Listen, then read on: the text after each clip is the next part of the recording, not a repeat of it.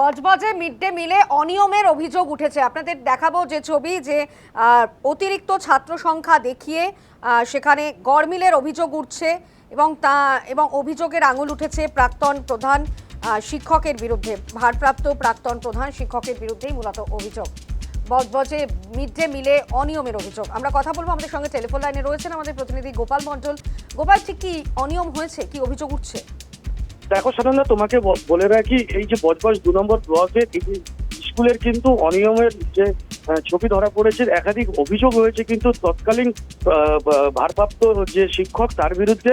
যে মূলত অভিযোগ যে 100 থেকে 150 পড়ুয়ারা তাদের যে মিড ডে মিল হতো, সেই মিড ডে মিলে দেখা গিয়েছে অনিয়ম। যে 150 বাচ্চা যদি মিড ডে মিলের খায়, সেখানে বিল হতো 600, কোনোদিন 500, কোনোদিন 400, এইরকম কিন্তু দিনের পর দিন তিনি কিন্তু এই দুর্নীতি করে গিয়েছে।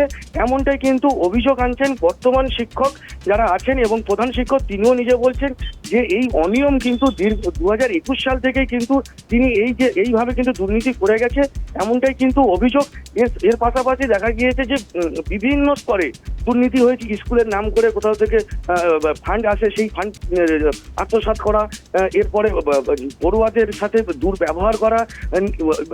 মূলত যে সমস্ত অভিযোগগুলো শিক্ষকরা করছে, যে দুর্নীতিতে সরব, এতদিন তারা মুখ খুলতে পারেনি। এই সরকার পরিবর্তন হওয়ার পরেই শিক্ষকরা কিন্তু তারা অভিযোগ করছেন, এবং এই উচ্চস্তরের আধিকারিকদের কাছে অভিযোগ তারা জানিয়েছে। সানন্দা, ধন্যবাদ গোপাল। আমরা কথা বলছিলাম আমাদের প্রতিনিধি গোপাল মণ্ডলের সঙ্গে। স্কুলের শিক্ষকরা কি অভিযোগ করছেন শোনাবো আপনাদের।